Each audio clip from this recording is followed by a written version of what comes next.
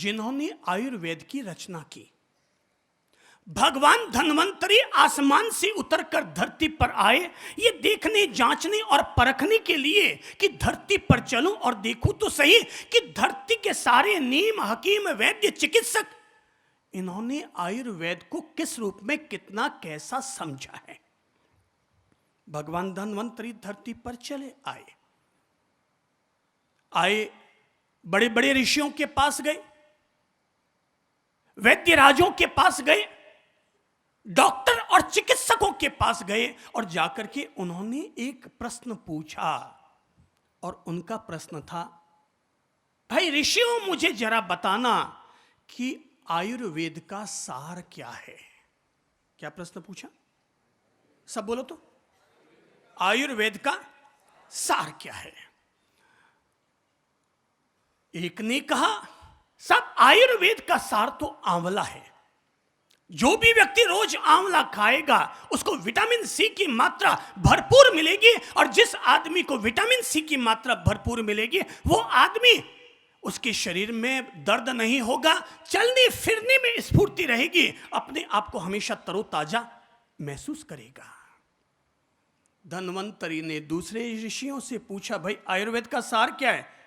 दूसरे ने कहा, साहब मेरी समझ से तो आयुर्वेद का सार त्रिफला है, हरड़, बेहरड़, आंवला। जो भी व्यक्ति त्रिफला का प्रतिदिन आधा चम्मच सेवन करेगा, वो हर व्यक्ति, पेट उसका साफ तो जीवन उसका साफ, उस आदमी के आसपास कभी कोई बीमारी भी न फटक सकेगी जो व्यक्ति रोजाना त्रिफला का सेवन करेगा।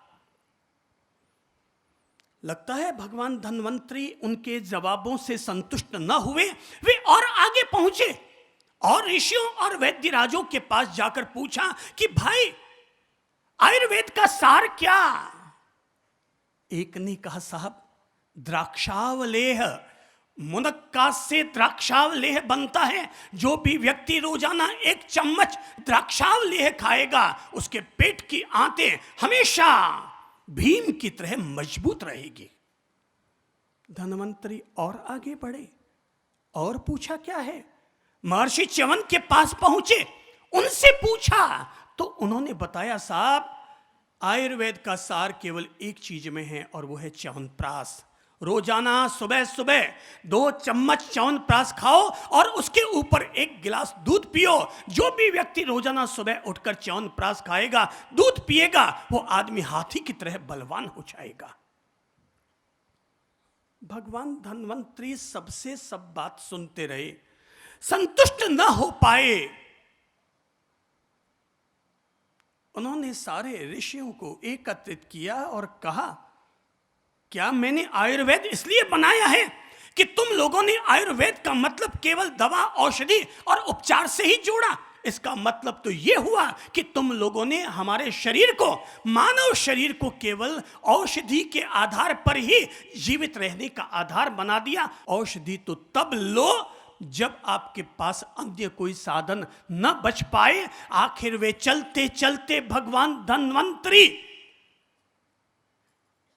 महर्षि चरक के पास पहुंचे और चरक से जाकर यही प्रश्न पूछा कि आयुर्वेद का सार क्या है। महर्षि चरक ने अपनी समाधि से अपनी आंख खोली और आंख खोलकर भगवान धन्वंतरी को जो जवाब दिया, हम भोजन करें उससे पहले प्लीज सभी लोग इस जवाब को अपने दिल, दिमाग, ठेठ गहराई तक अंदर जाने दीजिए। और जवाब ये दिया कि भगवान, मेरा अनुभव मुझे यह बताता है कि आयुर्वेद का सार केवल 3 अक्षरों में है। आयुर्वेद का सार केवल 3 अक्षरों में है। और तब महर्षि चरक ने 3 शब्द कहे, हित, ऋत, मित। क्या क्या शब्द हैं? पहले दिमाग में लो, क्या क्या है? जोर से बोलो। हित, दूसरा ऋत और तीसरा मित। हित, ऋत, मित। भगवान धन्वंतरी ने कहा, तुम क्या कहना चाहते हो? हित, ऋत, मित के द्वारा तुम कहना क्या चाहते हो? चरक ने कहा, भगवान मैं ये कहना चाहता हूं, जो व्यक्ति हितकारी भोजन करेगा, जो व्यक्ति ऋतु के अनुसार भोजन करेगा, जो व्यक्ति सीमित परिमित मात्रा में भोजन करेगा, वो व्यक्ति पूरे 100 साल का दीर्घायुष्य प्राप्त करेगा। जो व्यक्ति, क्या क्या 3 शब्द, क्योंकि जीवन भर आपको खाना है। जब तक हमारी अंतिम सांस नहीं निकल जाएगी तब तक हमें खाना है, पर खाने के साथ हमें 3 शब्दों को जोड़ना है। पहला क्या है, बोलो तो। नंबर 1 हित, हितकारी भोजन करो। नंबर 2 ऋत, ऋतु के अनुसार भोजन करो। मित, संयमित और सात्विक भोजन करो। भाई साहब, सर्दी के समय में आइसक्रीम खाएंगे तो हितकारी भोजन है कि अहितकारी? जवाब दीजिए। अहितकारी। Very good.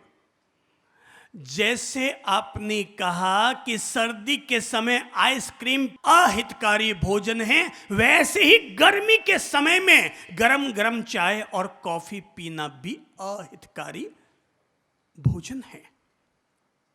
ऋतु के अनुसार भोजन करो, हितकारी भोजन करो। बसंत के समय में वो भोजन करो जो बसंत के समय पैदा होता है।